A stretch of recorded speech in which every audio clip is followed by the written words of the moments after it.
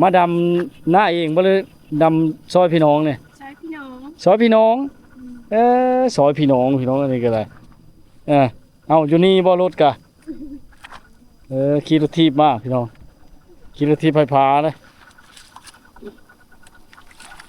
กินแต่ให้แต่หน้าเลยเนาะไล่งูเมื่อแรงแล้วพี่น้องไล่งูเมื่อเคาะเนาะมาก็มาไล่น้ำนี่ทุกคน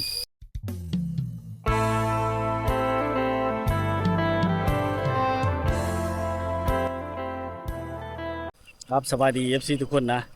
ขอต้อนรับเข้าสู่ที่ชีวิตคนในบ้านที่กำลังเกิดพี่น้องวิดีโอนี้ก็มาอยู่ที่หมู่บ้านธาตุหรือหมู่บ้านนาเตอร์เนาะใกล้ๆกันเลยพี่น้องเมืองเวลบุรีเนาะเป็นสระเขตนะสปปลาวพี่น้องเก็บเอาภาพบรรยากาศย่ำให้ย่ำหน้าเนาะเอามาฝากมาตอน FC พี่น้องเมื่อทุกคนเนาะเป็นภาพที่ย่ำแรงพี่น้องกำลังเฮ็ดให้เฮ็ดหน้านะพี่น้องกำลังเฮ็ดให้เฮ็ดหน้าทุกคนปลูกหาบกาบ้าใกล้ๆเนาะ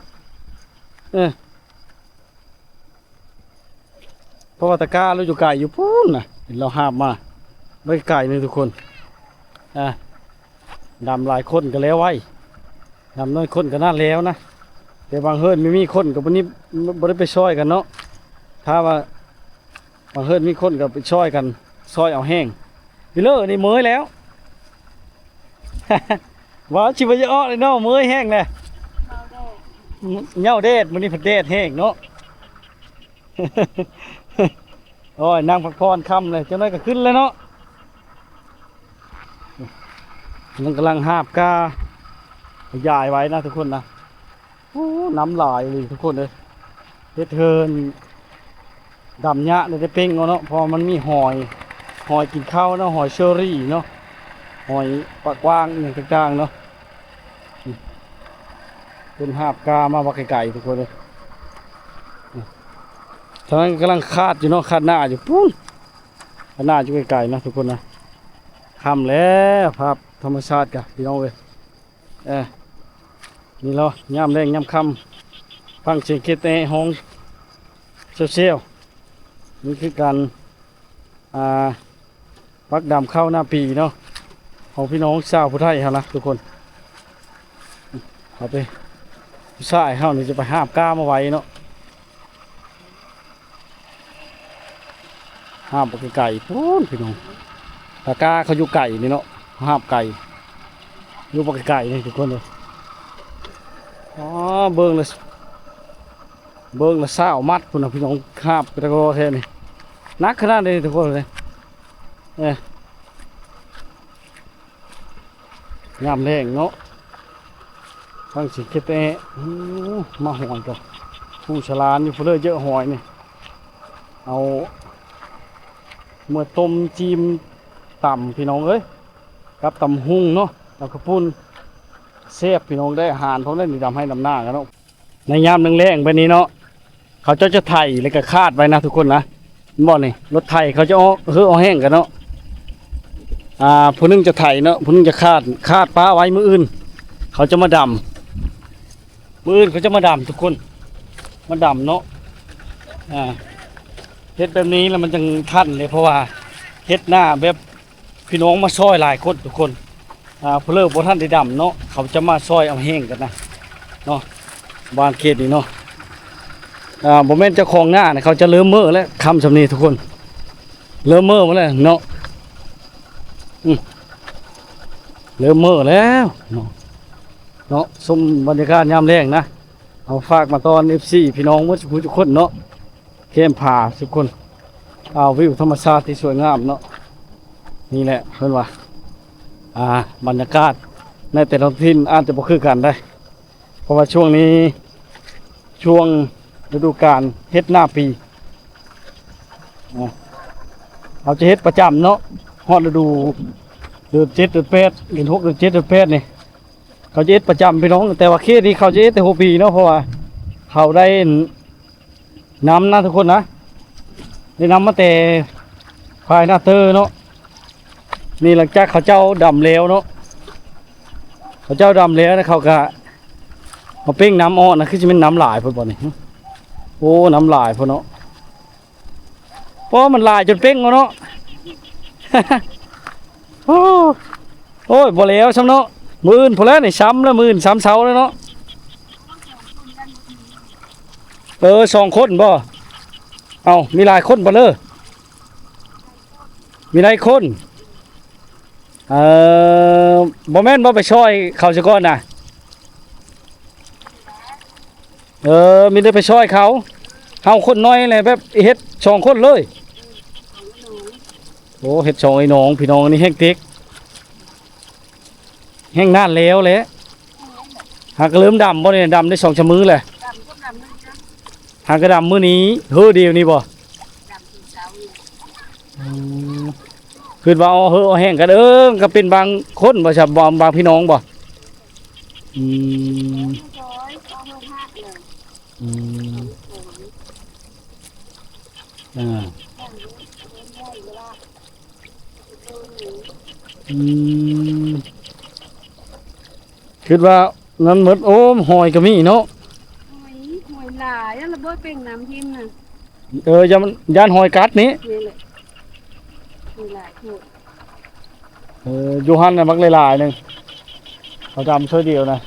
บ่แล้วฉันได้เขากะเอาแห้งค่ำเฮาไม่ได้เอาแห้งเฮาเนี่ยลูกเอาน้องมาโชว์เฮาคนน้อยก็เลยมื้อนี้ไปเอาแห้งหมู่เนาะนี่แหละเนี่ยลูกหมู่ก็มีมาซอยเฮาแล้วบัดนี้ยังลูกน้อยเราไม่ได้ไปเอาแห้งคาดไว้นี่มันบ่แข็งบ่หน้าแท้นี่นะธรรมดานี่เนาะอ้อนไว้แล้วมันมีได้ทางโอ้ถ่ายคาดไว้ลายมือก็แห้งอ่อนไปเรื่อยๆโอ้ยแห้งคักแล้วนะเฉยถ่ายคาดปลาไว้เดี๋ยวเลยได้ขึ้นเอาขึ้นเน่ามีได้ขึ้นเขาแล้วเอาไปเอาแห้งหลายคนแล้วก็ไปหาช่วงนี้หนทางในแยกจากทางแดงทางง่ายแล้วก็จะมาเป็นทางน้อยเป็นคลองเลาะคลองชลประทานมานะทุกคนนะเนาะ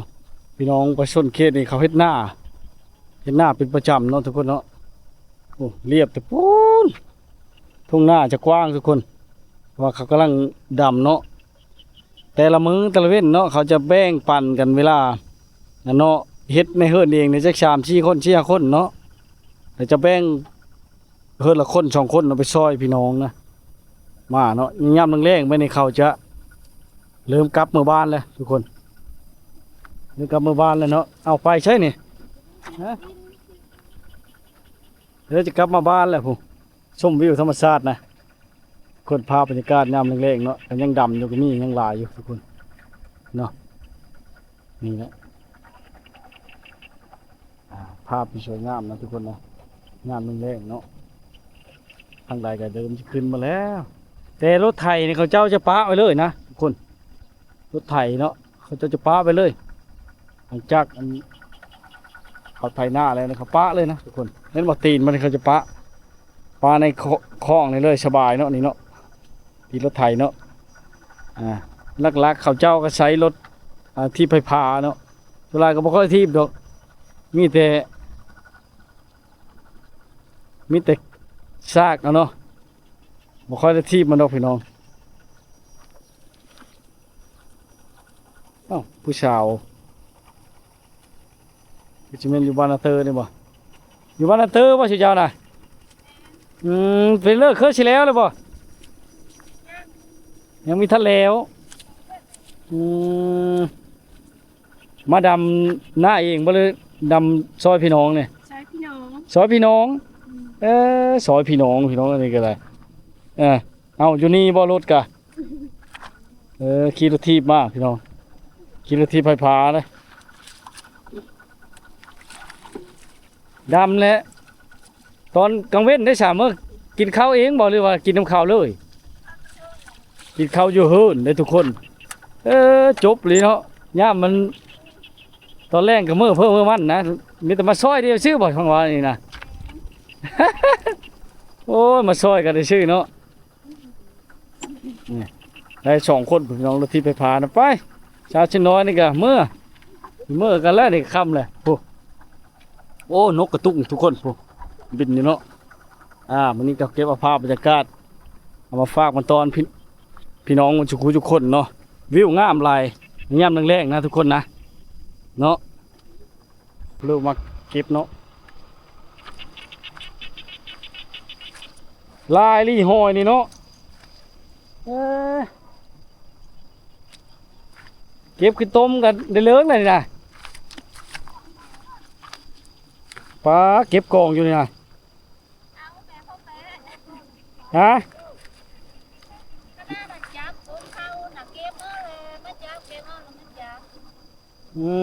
มันกัดเข้าป่ะหอยนี่นะเตอร์ปักลายนี่ทุกคนนะจุลาเก็บขึ้นแล้วนี่เนาะเนี่ยเดี๋ยวเลิศจุนมาซอยนะมือมาเลยข้ามชนีเขามือมาแล้วเนาะ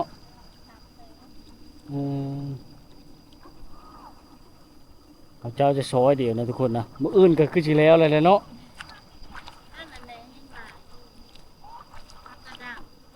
ย้อมผู้นั้นดำผู้เดียวเลยนะแฮงเต็กนะผู้ทุกคน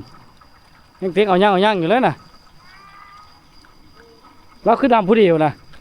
ผู้มาดำตรงกันเลยคนละหน้าป่ะคนละหน้า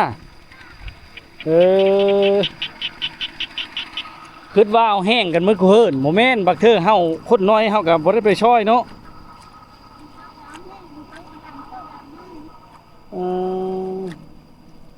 แต่ว่าถ้าหมูนี่มาซอยแห้งเฮานี่ได้ไปแทนเลยฮะเนาะนี่แหละพี่น้องเลยยึดเช้าให้ชาวนาเนาะ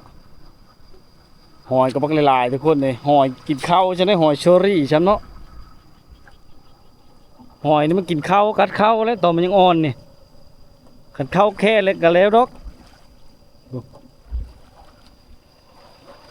บรรยากาศเข้มผู้เข้มผ่าทุกคนเลยคำย่ำเล่งเนาะสู้ชนคือว่าเลยมนทุกมนานกันแล้วทุกคนเลย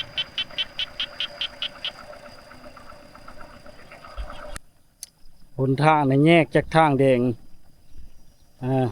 ทางง่ายเลยก็จะมาเป็นทางน้อยเป็นคลองเลาะคลองชลประทานมาแล้วทุกคนนะเนาะพี่น้องประชาชนเขตนี่เขาเฮ็ดหน้าเป็นประจำเนาะทุกคนเนาะโอ้เรียบแต่ปูนทุ่งหน้าจะกว้างทุกคนว่าเขากำลังดำเนาะ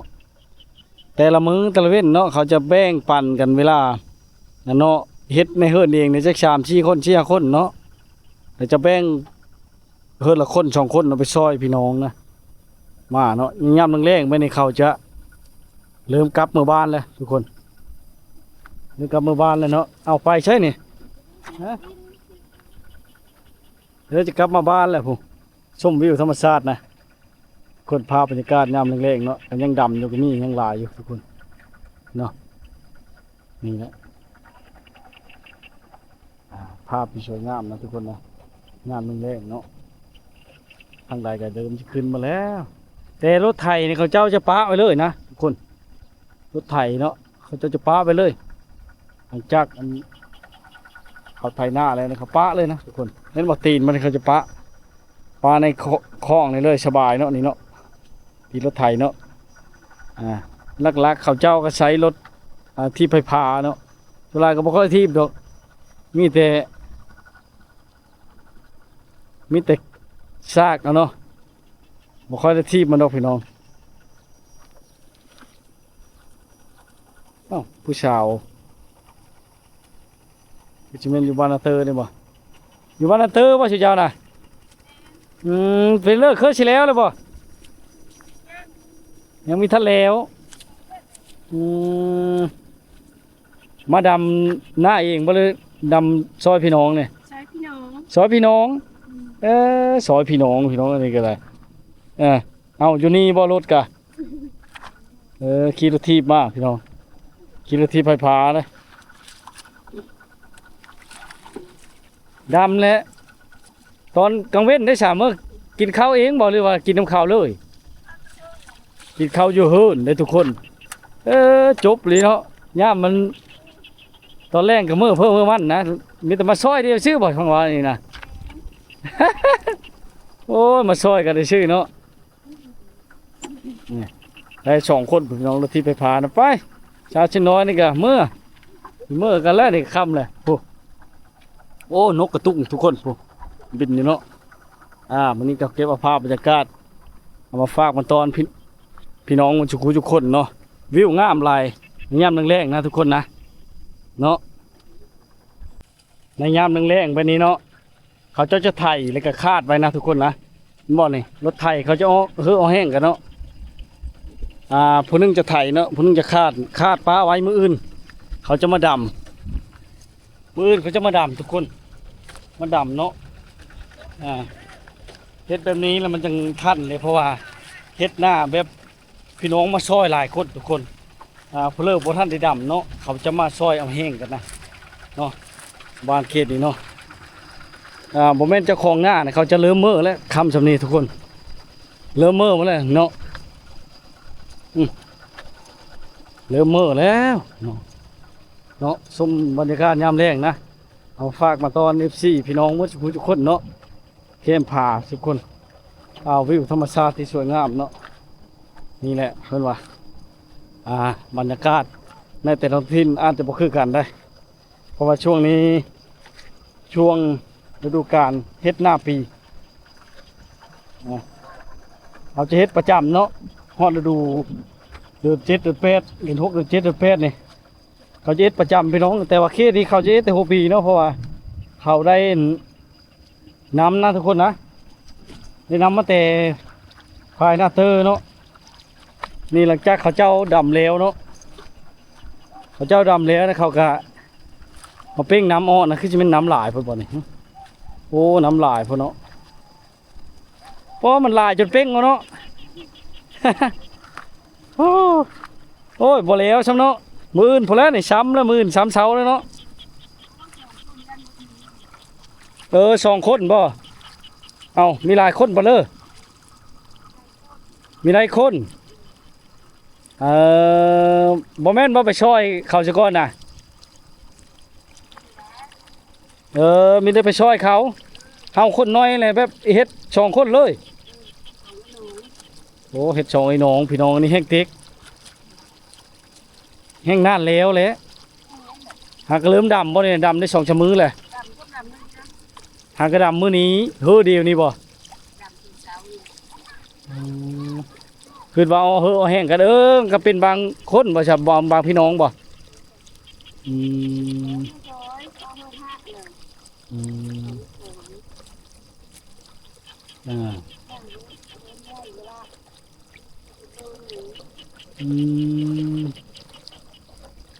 คือว่านั้นหมดโอ้หอยก็มีเนาะหอยหลายแล้วระเบิดเป็นน้ำทิมน่ะย่านหอยกัดนี้นี่แหละหอยหลายถูกอยู่หันน่ะมักหลายๆนึงเขาทำช่วยเดียวนะบ่แล้วฉันได้เขากะเอาให้ค่ำเฮาไม่ได้เอาแห้งเฮาหญ้าลูกเอาน้องมาโชว์เฮาคนน้อยก็เลยมื้อนี้ไปเอาแห้งหมู่เนาะนี่แหละเนี่ยลูกหมู่ก็มีมาซอยเฮาแล้วบัดนี้ยังลูกน้อยเราไม่ได้ไปเอาแห้งคาดไว้นี่มันบ่แข็งบ่หน้าแท้นี่นะธรรมดานี่เนาะอ้อนไว้แล้วมันมีแต่ทางโอ้ถ่ายคาดแต่คาดไว้ลายมือก็แห้งอ่อนไปเรื่อยๆโอ้ยแห้งคักแล้วนะเฉยถ่ายคาดแต่คาดปลาไว้เดี๋ยวเลยได้ขึ้นเอาขึ้นเน่ามีได้ขึ้นเขาเลยเขาไปเอาแห้งหลายคนแล้วก็ไปหาช่วงนี้หน้าผู้เดียวคือสีดำนั่นแล้วนะทุกคนเลยเพราะว่าผู้เดียวดำเนาะคือว่าแล้วคนน้อยไปช่อยเลยมู่กับบุไรไปเอาแห้งกันเลยจักเช็ดเลยเนาะแตกต่างกันได้พี่น้องเลยดำผู้เดียวเลยนี่เจ้าในแห้งเทคหน้าแล้วบ่เนี่ยเอายังอยู่มันไม่ได้คนเนาะผู้เลิกอะค่าช่วงนี้ค่าแล้วผู้เลิกก็ดำหน้าเพื่อหน้ามันเนาะโอ้ทางนั้นนั่นแหละเมื่อเด้อวะแม่นบ่เจ้าบ่เจ้าอยู่บ้านนั่นเตอนี่บ่ บ้านนาเตอร์พี่น้องดำจนมืดพอแล้วนี่เนาะพี่น้องเลยโอ้ทั้งนั้นก็ไทยหน้าอยู่นะทุกคนบรรยากาศแคมป์ผานะค่ำแล้วยามแรงพังเขียงกระเตะห้องภาพบรรยากาศยามแรงทุกคนพลก็กำลังชิมาผมงวนพลบ้างไงเนาะฝนจะตกอีกแล้วเบื้องน้ำเต็มพื้นหน้าเลยน้ำเต็มพื้นหน้าเลยทุกคนชาวนาเทนี้ก็บ่เยอะเฮ้มันตกแล้วแต่ฤดูกาลมันแล้วมันก็ตกแล้วอ่อนยามมันทุกคนเนี่ย